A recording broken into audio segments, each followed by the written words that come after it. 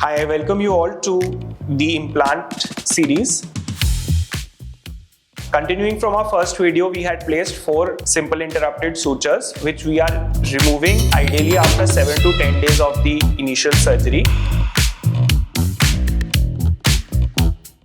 We have shown the stage 2 surgery after 3 months. So we make an incision and we remove the cover screw and select the optimum height of the gingival former. Place the gingival former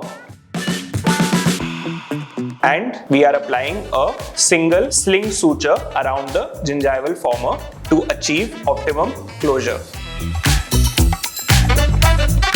For a guide on how to place a sling suture, please click on the link provided here.